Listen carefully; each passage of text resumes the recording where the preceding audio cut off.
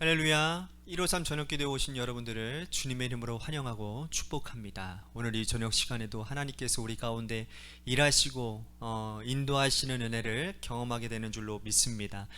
주님께서 오늘 우리들에게 말씀하신 그 지침과 그 기준대로 살아가면 분명히 주님의 역사가 우리 가운데 일어날 줄로 믿습니다. 우리가 그러한 담대한 우리들이 믿음을 가지고 또한 이 시간 확신을 가지고 찬양하며 나아가기를 소원합니다. 주님 말씀하시면 우리 같이 찬양하겠습니다.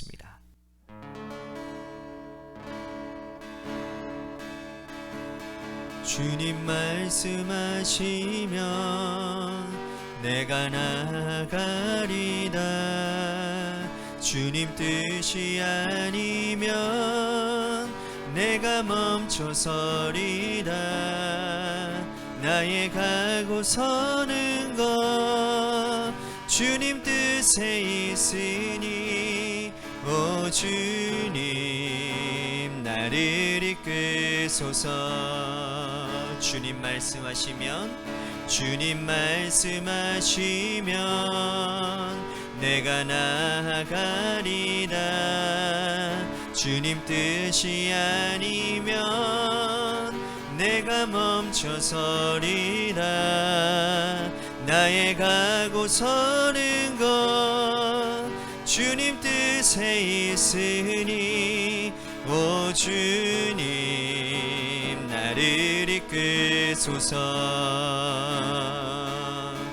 뜻하신 그곳에 나 있기 원합니다. 이끄시는 대로 순종하며 살리니 연약한 내 영혼 통하여 일하소서. 주님 나라와 그 뜻을 위하여 뜻하신 그곳에 나 있기 원합니다. 이끄시는 대로 순종하며 살리니 연약한 내 영혼 통하여 일하소서. 주님 나라와 그 뜻을 위하여 오 주님 나를 이끄소서. 오 주님 나를 이끄소서.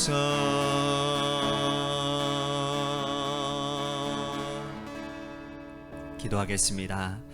오늘도 주님 말씀 따라 주님께서 우리들에게 제시하신 그 기준 하나님의 말씀 따라 순종하며 살기 참 어려웠습니다. 그렇지만 그 불순종 가운데서 하나님 우리들에게 다시 한번 주님 새 힘 주시고 또한 순종할 수 있는 믿음 더하셔서 오늘 말씀의 순종의 사람으로 거듭나는 일이 오늘 이 시간 가운데 허락하여 주시옵시고 말씀대로 순종함으로 인해 뜻하신 하나님의 일들이 일어나는 놀라운 하나님의 영광으로 충만한 인생을 살게 하여 주옵소서. 오늘 이 저녁 시간에도 하나님 앞에 간구하는 모든 기도 제목들 가운데 하나님의 신실한 일들 하나님의 일하심과 응답하심의 역사들이 일어나는 시간 되도록 인도해 주옵소서. 사랑이 많으신 예수님 이름 받들어 간절히 축복하며 기도하옵나이다. 아멘.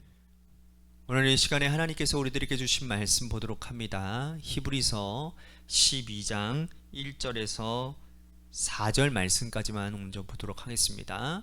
히브리서 12장 1절에서 4절 말씀입니다. 우리 같이 한 목소리로 다 함께 여러분들의 삶의 자리 가운데서 봉독하도록 하겠습니다.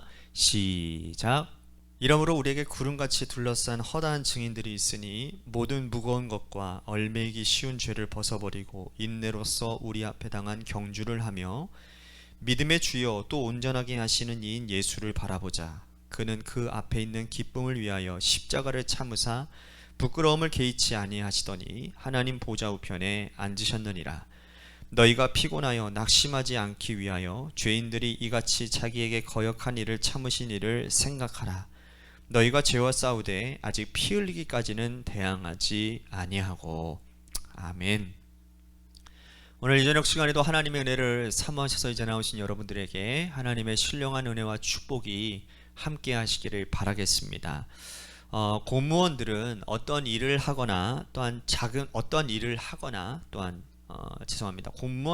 공무원은요 어떤 일을 할 때에 자기 마음대로 일하지 않습니다. 반드시 그 행위에는 지침이 있고 매뉴얼이 있어야 됩니다. 일을 시작할 때에도 또 그 일의 과정도 경과를 진행할 때에도 또 어떤 일을 마무리할 때에도 반드시 지침을 따라서 매뉴얼을 따라서 일을 해야만 합니다. 물론 이 매뉴얼이 때때로는 창조적인 생각과 사고를 방해하는 주범이 되기도 하겠지만 일관성과 통일성을 기할 수 있다는 측면에서 상당히 유용한 도구가 됩니다. 특히 한 번도 그 일을 해보지 않은 사람에게 좋은 매뉴얼이 있다면 그 매뉴얼은 지침서가 되고 또 안내서가 될 것입니다. 신앙생활도 마찬가지입니다. 자기 개인적으로 하나님과의 관계를 맺고 또 교회 생활을 하고 또 성도들과의 관계를 맺고 살아가는 사람들도 있지만 좋은 영적 매뉴얼이 있다면 상당한 도움이 될 것입니다. 특별히 믿음 생활을 처음 시작하는 초신자들에게 이 영적 매뉴얼이 있다고 한다면 크게 벗어나지 않을 것이고, 혹시 잘못된 길을 가더라도 내가 어디에서부터 잘못된 것인지를 어떻게 고치고 돌아와야 할지를 다시 찾아볼 수 있는 좋은 지침서가 될 것입니다. 오늘 읽은 히브리서 12장 말씀은 당시 고난당하고 있는 성도와 교회들에게 주시는 영적 지침서, 매뉴얼이라고 할 수 있습니다. 자, 먼저 1절 말씀 보십시오. 이러므로 우리에게 구름같이 둘러싼 허다한 증인들이 있으니 모든 무거운 것과 얼매기 쉬운 죄를 벗어버리고 인내로써 우리 앞에 당한 경주를 하며. 자, 지금 이 편지를 받는 성도들은 기독교가 공인되기 전 아주 극심한 환난과 고난 가운데 있었던 사람들입니다. 이들에게 요구되어지는 첫 번째 영적 매뉴얼은 뭐냐? 바로 인내입니다. 인내하되 우리 앞에 당한 경주를 경주하고 구름같이 둘러싼 허다한 증인들을 보고 힘내어서 인내하라 라고 말씀을 하고 있습니다. 구름같이 둘러싼 허다한 증인들은 전장 11장에서 있었던 믿음의 위인들, 믿음에 앞서간 사람들을 의미합니다. 그런 분들이 인내로 견디어서 훗날 하늘나라의 훌륭한 보좌 우편에 앉은 믿음의 백성들이 되었으니 우리들도 인내하고 견디어서 결국에는 마침내 인생의 끝에서는 인내의 끝을 좋은 열매가 맺어지게 될 것이다 라고 말씀하고 있다는 거죠. 그런데 사실 여러분, 이보다 더 중요한 지침이 있는데요, 사람들은 이 인내라는 단어를 들으면 언제까지, 또 무엇 때문에 내가 왜 언제까지 이 무엇 때문에 어떤 식으로 인내해야 될지를 굉장히 궁금하게 생각한다라는 겁니다. 이런 분들에게 그 다음에 방향을 알려주고 있는데 2절을 보십시오. 믿음의 주여 또 온전하게 하신 이인 예수를 바라보라. 그는 그 앞에 있는 기쁨을 위하여 십자가를 참으사 부끄러움을 개의치 아니하시더니 하나님 보좌 우편에 앉으셨느니라. 우리가 인내할 때 그 인내의 방향, 시선이 예수 그리스도가 되어야 됨을 말씀하고 있는 겁니다. 인내하되 예수를 바라보고 참고 견디라는 말씀이에요. 예수를 바라보고 인내해야 될 이유는 뭡니까? 바로 예수님이 최후의 승리자가 되셨기 때문입니다.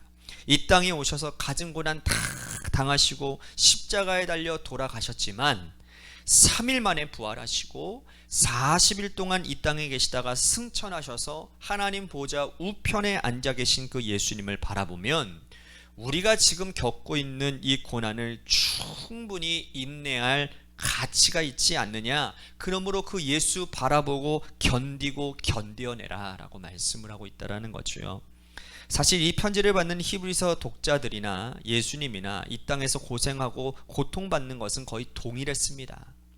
예수님이 이 땅에 오실 때에도 로마의 정치 지도자들의 꼭대기가, 로마의 정치 지도자들이 지금 탄압하고 있는 그런 상황이었고, 또 로마 정치자들의 아래에서 로마에 빌붙은 사람들, 또한 헤롯 유다 종교 지도자들, 이들이 권력을 지금 나눠먹고 있는 상황이었습니다. 예수님은 그들의 권력을 비판했고 또 그 비판 가운데 하나님의 나라의 복음을 선포했죠. 이들이 자기의 기득권을 주장하는데 예수님이 걸림돌이 되었습니다. 그래서 결국 예수님을 잡아 십자가에 못 박혀 죽이지요. 그 과정에서 이루 말할 수 없는 고통과 고난이 빚어짐은 더 이상 말할 필요가 없을 정도입니다. 그러나 주님은 결국 최후에 승리하셨고 십자가에 달려 돌아가셨지만 부활하셨고 승천하셔서 하나님 보좌 우편에 앉아 계십니다. 그러므로 지금 너희들이 겪고 있는 이 고난은 예수님이 겪는 고난에 비하면 비할 바가 되지 못하니 충분히 견디고 이겨내면 예수님처럼 최후의 승리를 얻게 될 것이라고 말을 합니다. 그러나 그 인내하는 과정에서 사단이 성도들을 가만두지 않는다라는 게 문제죠. 묵묵히 인내하고 예수님의 십자가를 바라보고 하나님 보좌 우편에 앉아 계신 예수님을 바라보고 나아가도록 사단이 가만두지 않는다라는 겁니다. 끊임없이 시험하지요. 그 시험에 빠져 죄짓지 말라라는 겁니다. 4절 보십시오. 너희가 죄와 싸우되 아직 피 흘리기까지는 대항하지 아니하고. 이런 사탄의 유혹에 우리를 죄짓도록 만들고 사탄의 하수인으로 만들려고 하는 일체의 모든 시도에 투쟁하라, 싸워라. 어떻게 싸우라고요? 피 흘리기까지 싸워내라 라고 말씀을 합니다.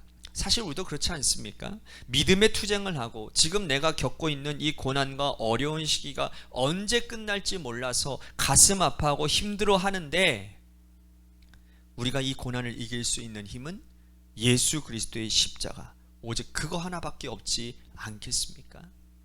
주님의 십자가를 붙들고 오늘도 견디고 어제도 견뎌왔고 앞으로도 견디어 나가는데 사단은 가만두지를 않습니다. 각종 시험거리를 우리들에게 제공하면서 우리들을 죄짓게 만듭니다.